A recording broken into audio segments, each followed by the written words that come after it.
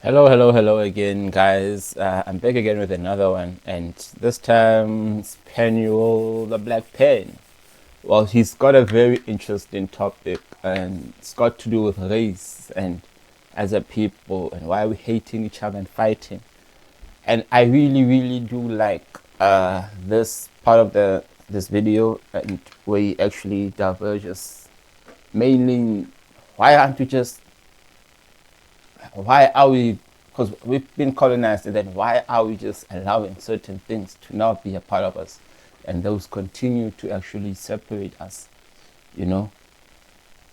So I want us to actually listen and actually want to react on it as it goes. So let's actually do listen to it and react as it goes. British people to stay rich. Fast forward to today, those same people convinced a handful of black political elite to come and join them in those ranks and say, listen, we've got a model that works. The British did it. The Afrikaners did it. It's your turn now. All we have to do is convince these people that the problem here is race.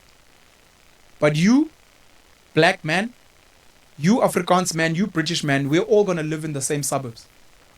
Our children are all going to go to the same schools. We're all going to have the same wealth. We're all going to go to the same golf club or the country club. We're going to get along. But to preserve our wealth, we need to constantly, these ants, these white ants and black ants and brown ants and yellow ants, we must get them to fight with each other. We must shake the jar. Every time they look like they're coming together, remind them, but black people are taking your jobs. Look at BE. That's a rich white person telling a poor white person that the problem is a poor black person, when this rich white person has colluded with a black politician to benefit from BE together. Think about that. Think about that. and that's actually true. These rich blacks, rich whites, English, rich white Afrikaners coming together, rich Indians, rich Chinese, rich whatever, coming together, colluding, and then actually stabbing us in the back. And then we down here, we fighting against each other, because we saying he is Zimbabwean, he is Mozambican, he is a Lesotho person. Like, we fighting against each other. We fighting against each other. But the actual people who are benefiting, they are actually living together, colluding together. And we are just the pawns. They are the kings, the bishops, the hooks, the big players in this chess piece. They both rich, but they've convinced the poor white person that the problem is the poor black person. And the poor black person has been convinced by the politician who's rich that the problem is these poor white people that are racist. They don't want to give back land. A lot of them don't have land. Who has land? It's the rich white people. But some of them do have a lot of land, which they can give off at least a portion. Don't need to give up the whole thing. At least keep some for yourself and your family to continue living. But give up a portion that you do not need, that you're not using. If you're using it and you can give up over it. Yeah, I use this. I've been using it for the past 2, 5 years, 10 years, 20 years, 30 years. Then keep it. But what you're not using, please give off. Who are sharing that land with the rich black people. The poor white person is paying rent. The poor white person has got a bond. The poor white person is working on a small plot, trying to build a little farm. But he believes that his issue is this poor black person in a shack, in an RTP house, in the township.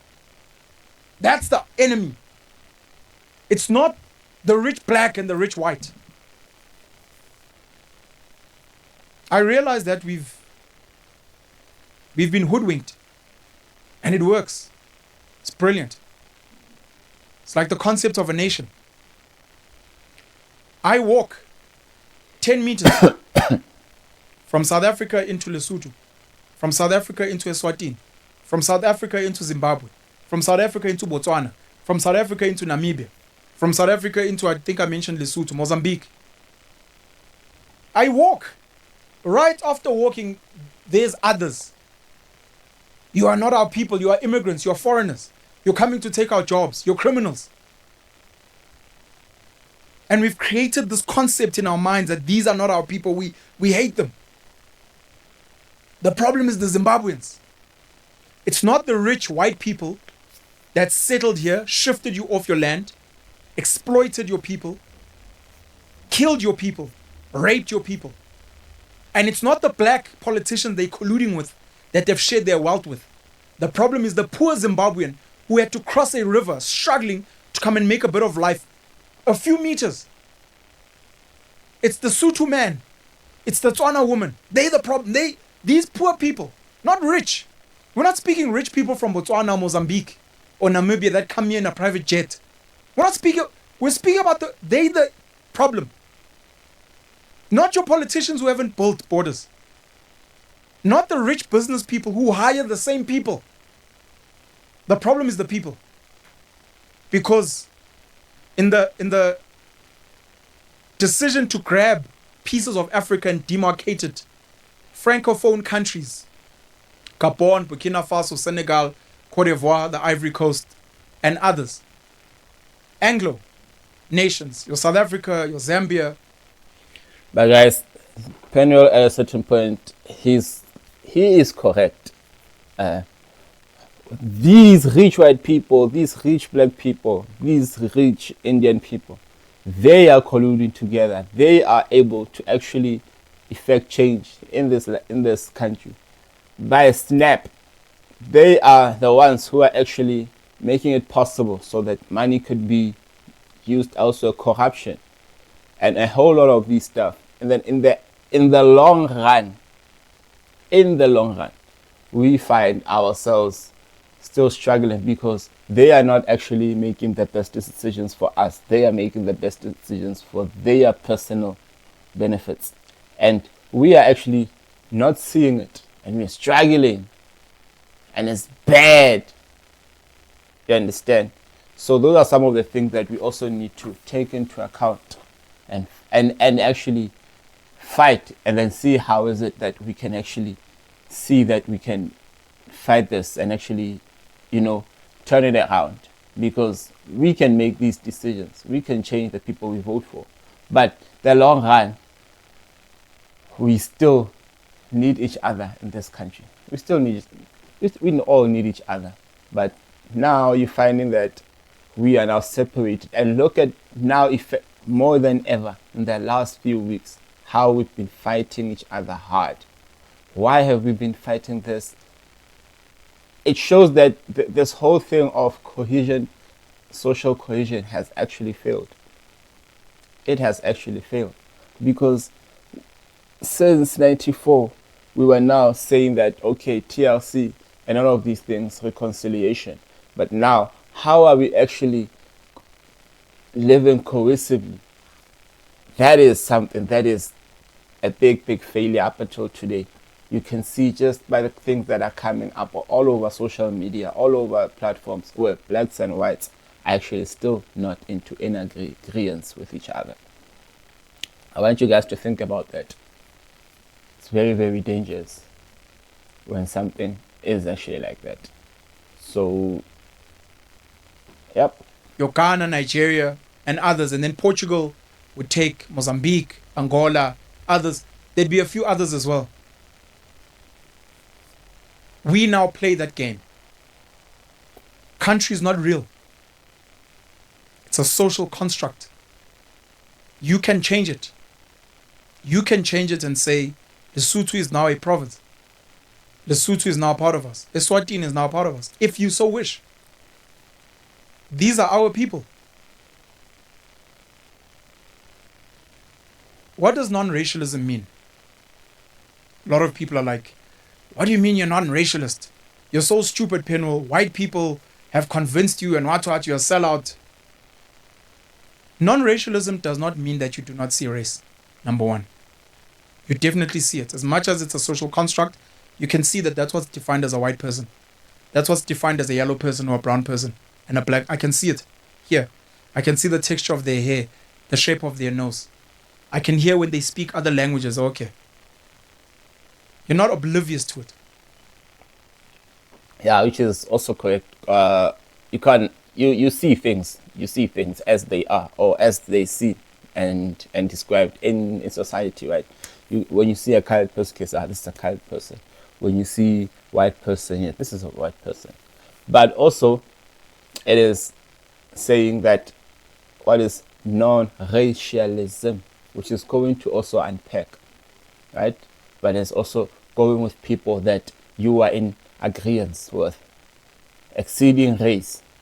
But because of this one, two, or three things that we both agree in, we can live together and we can be together. And I can see you as my people rather than just looking at your black skin, your white skin, your yellow skin, and then saying we are one person. Non-racialism doesn't mean that you treat everyone the same. Contrary, it's actually ensuring that you don't. Non-racialism doesn't discount history. It doesn't say because I'm a non-racialist, I don't care about apartheid. I don't care about British colonialism. I don't care about white supremacy. I fully can, I'm fully aware. And those things must be fought against and dismantled. And where we can fix certain things, we must fix them. But you're non-racialist, 100%. It's exactly because I'm a non-racialist that we must fix them. What non-racialism prescribes, to me, maybe other people can define it in their own way, is to say, I will not judge you by the color of your skin. I will judge you on your values, on your character, on how you carry yourself, on how you treat me. The fact that you are black, Zulu even, but you are responsible for the mass murder of my family. You have raped women in our community. You have been looting resources meant for the people. You beat up people. You sell drugs to little children. I cannot, just because you're black and happen to maybe share cultural identity of Zulu, you are my people. And I must hate this white man who wakes up with me every morning, catches a train to go and work in the same mine shaft. And we share a sandwich. And he shows me pictures of his children and I show him pictures of my children. And then tomorrow when we make a bit of money, we both move to the same place. And that person shares information that will help me improve my life. And when I'm hungry, they share their food. And when something happens to me or I need to go somewhere, they're like, hey, bring your children, I'll take care of them. I must hate that person. Wow, I must hate that person. Now I must hate somebody who shares food with me. I must hate somebody who shares information with me. I must hate somebody who helps me get employment. That is what I must hate. I want you to tell me about it. You are saying that I must hate somebody who can help improve my life. Let's talk about that, guys. Is that what you are telling me to hate? You know, so sometimes we just get so indoctrinated. I want to specifically use the word indoctrinated. I want to use this word indoctrinated. I must hate somebody who shares his sandwich with me. Somebody who helps me share by sharing information, by actually getting me into situations where I can improve my life. And you say I must hate them because of the color of their skin. And then the very same then person or other person then who is black goes on and disadvantages me, goes and speaks bad about me, trying to make me lose my job, goes and performs certain rituals to try and disadvantage me in my life, devise devious ways to hurt me in whatever shape or form. And then that is the person that I must actually say is my people. But the other person I must say is not my people. So I actually get Penuel in exactly what he's saying. This one can be my person and that one can't be my person. How? Because we have a different skin color, but I must love this This monster here. Non-racialism says your skin color is not enough. I need more. Does this now discount stereotypes and groups? 100% not. I'm fully aware that most people are still prisoners of racial dynamics and racial psychology. Even when they try to be understanding, they still lean towards their conditioning, myself included. There are times when I listen to white people and I find my ears getting hot and I get inflamed. And I'm like, Nelson Mandela was a sellout and Abo Chris Hani should have done something with Umkhonto weSizwe. Labelungu bayadelela. I'm normal. But then I have to, in that anger, be like, it's not all white people. It is specific white racists who look down on and who talk shit to black people, brown people, yellow people. And I need to isolate the rot. Because if I buy into this, I'm going to be fighting the wrong people. If anything, I need to save them. They are prisoners. They cannot see their own brothers and sisters because they are clouded by race theory.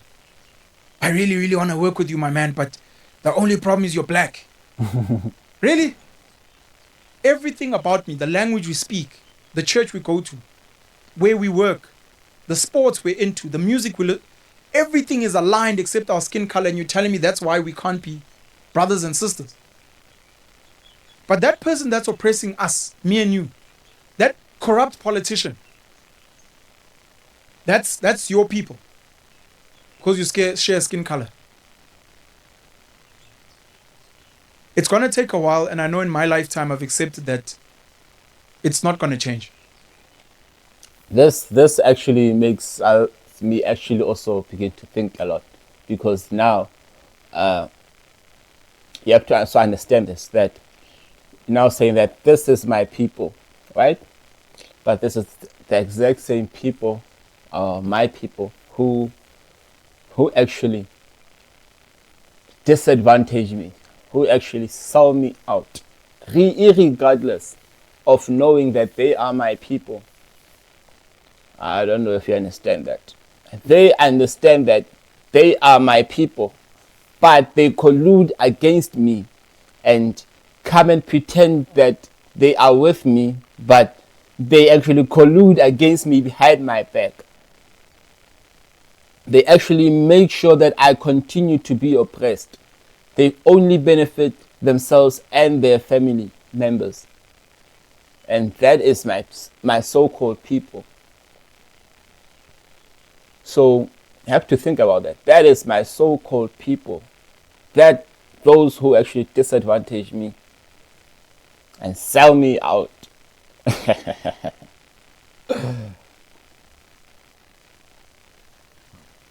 Racism is going to burn bright until I die. Until I die.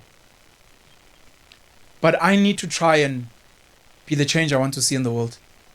Michael Jackson speaks about the man in the mirror. And if I want to move the world in a better direction, it needs to start with me, and I need to try and plant a different seed in as many minds as possible. I need to try and remove this virus of race classification in as many people as possible.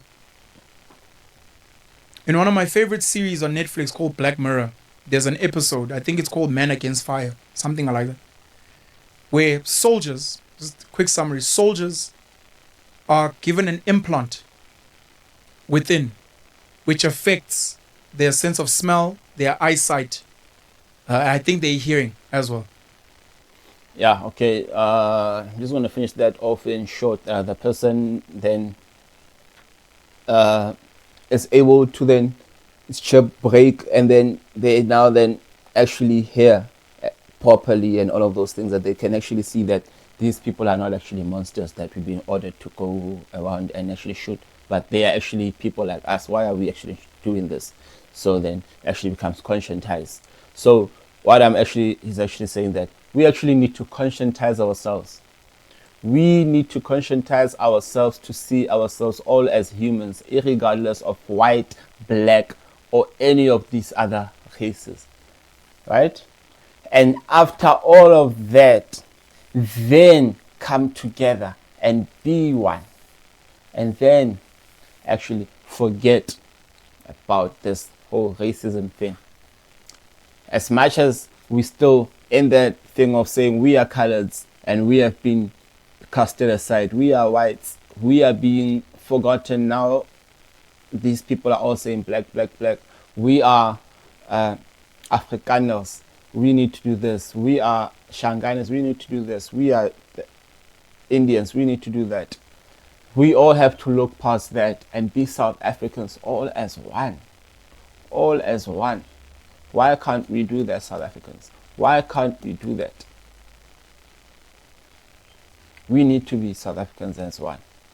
Because, yes, the borders, okay, they're still a thing, but we would also like for it to never be a thing. Whereas everybody, everywhere, we can travel as we wish. If I wish to go and live in Gambia or Gabon, with maybe I fall in love there, maybe I want to go and study there. I love the side there, and I decide that I just want to go and live there, and I can work. I can just go there and just live there, and I can work there, and I can just change my life and settle there. Wherever I wish, that is what we actually want to strive for. That is what we want to strive for. When somebody wants to come from North America to come here, let them be able to come. If I want to go live in Asia, let it be an ability to go with it. But always respect people, always grow. But at the end of the day, you have to start by making sure that people want to come here, so that people will be able to want to accept us. Let us treat people well. Let us see each other as one. I like this conversation that Penuel had, and it is actually something that is very, very serious, and we need to actually take into consideration as South Africans. Please do like, share, subscribe. Yeah.